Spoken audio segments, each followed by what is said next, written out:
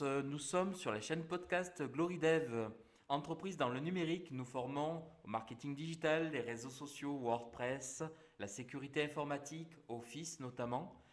Et nous vous proposons un thème aujourd'hui qui sort un peu de l'ordinaire puisque c'est dans le bien-être que nous allons nous attarder aujourd'hui. Et nous recevons aujourd'hui justement Estelle Potier qui Bonjour. va se présenter.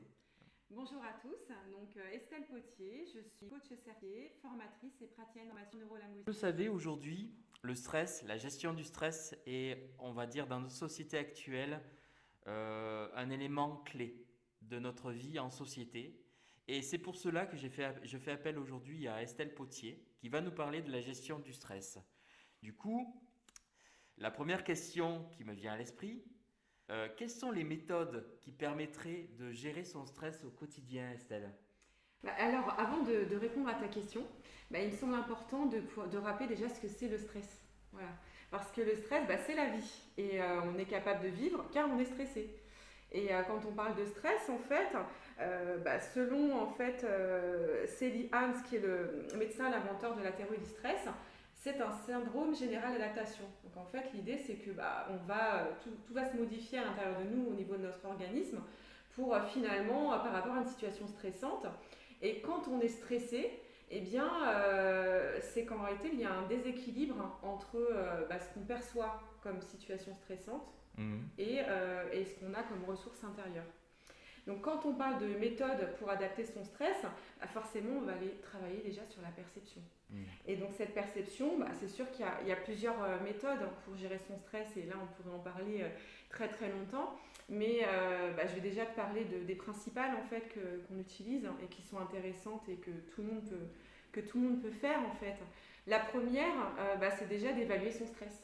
Voilà, c'est que se sentir stressé, c'est quelque chose de général, mais pour autant, le fait de se dire, tiens, sur une échelle de 1 à 10, à combien j'évalue mon stress, déjà c'est extrêmement important parce que ça permet déjà de faire une première mise à distance par rapport à la situation et de l'évaluer, ça donne un point de départ.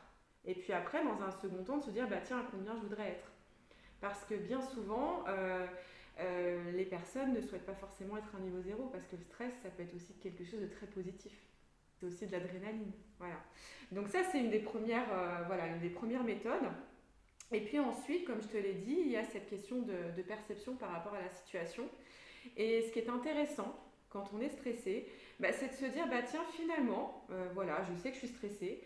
Et un peu de faire comme, de dessiner un gros rond et puis dedans de se mettre, tiens, finalement, qu'est-ce qui aujourd'hui est stresseur pour moi? Quels sont mes différents stresseurs? Voilà, qu'est-ce qui m'embête? Quelles sont les différentes exigences qu'on a autour de moi, dans mon environnement, dans personnel, professionnel, bref, tout ce qui va constituer ce stress. Et puis une fois que c'est fait, redessiner un plus grand cercle à côté et puis indiquer dedans toutes nos capacités, en fait, toutes nos compétences, tous nos talents, tout ce qui fait qu'on est capable en réalité de faire face à son stress.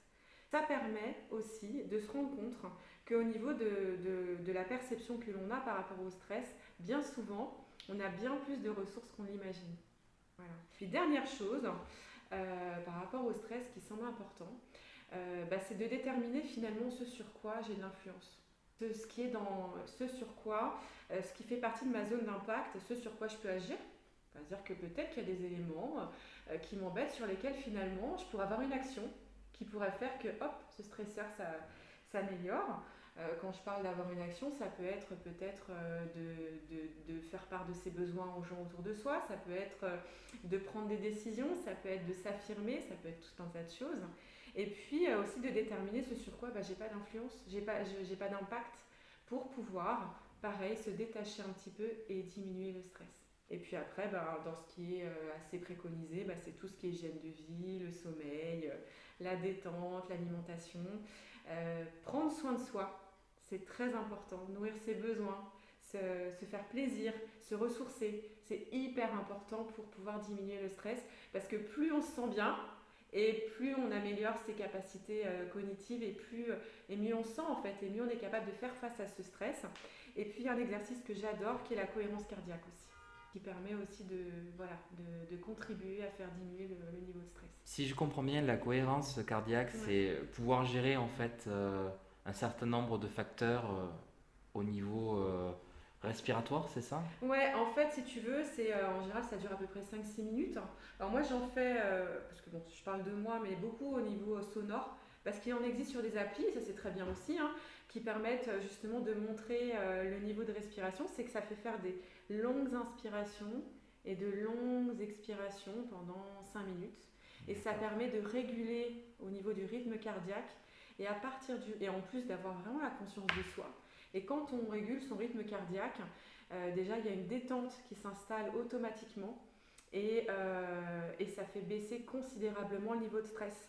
Donc il y en a qui sont disponibles gratuitement sur les smartphones et puis il y en a aussi qu'on peut avoir pareil gratuitement sur YouTube qui sont des cohérences cardiaques avec des instruments de musique qui permettent de pouvoir justement rythmer ce taux de respiration tout en fermant les yeux. Donc après c'est selon la préférence des uns et des autres.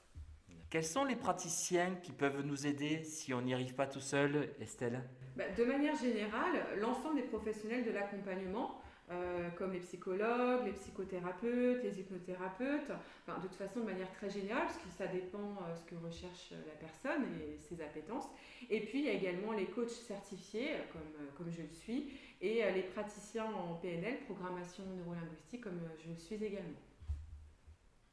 Nos éditeurs se posent peut-être la question, comment fonctionne l'accompagnement dans ce genre de cas? Alors je vais parler effectivement des types d'accompagnement dans lesquels j'interviens. Tout d'abord le coaching. C'est vraiment un travail qui est collaboratif hein, entre le coach et le client. Et l'idée en fait c'est vraiment déjà de travailler avec le client sur son objectif. Donc si par exemple il s'agit de gérer son stress, eh bien on va aller travailler ensemble sur ses représentations, sur sa perception du stress, comme je l'évoquais tout à l'heure. Et puis à partir de là, eh bien, on va travailler sur ses stratégies de réussite, sur comment il va pouvoir valoriser ses talents, ses ressources et ses potentiels pour pouvoir justement augmenter sa perception positive par rapport à la situation. Et puis également travailler sur ce qui l'empêche de se sentir mieux, sur les obstacles, pour pouvoir lui permettre d'avoir des nouvelles solutions et des nouveaux agissements. Et sachant que en général, je te dis bien en général, un coaching, ça dure c'est entre 8 et 10 séances parce que c'est assez court et parce qu'il n'y a pas forcément besoin de plus puisqu'on va vraiment travailler à partir de l'objectif du client. Et ce qui est important de savoir, c'est que le coaching, en fait, c'est pas une formation.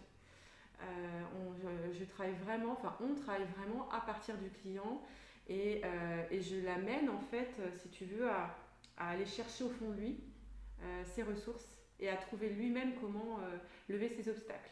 Donc l'idée c'est d'avoir cette neutralité qui est extrêmement importante pour que finalement le résultat soit puissant et qu'il le garde en fait finalement. Sachant que le coaching, ça c'est important de le dire, quand il s'agit de coach certifié, il est encadré par un code déontologique. Voilà. Et ce code déontologique a un fondement qui est extrêmement essentiel, qui est basé sur la mise en action du client, sa responsabilisation et surtout son autonomie. Voilà. Donc l'idée c'est qu'au final, après l'accompagnement, le client il a atteint son objectif et il n'a plus besoin de son coach.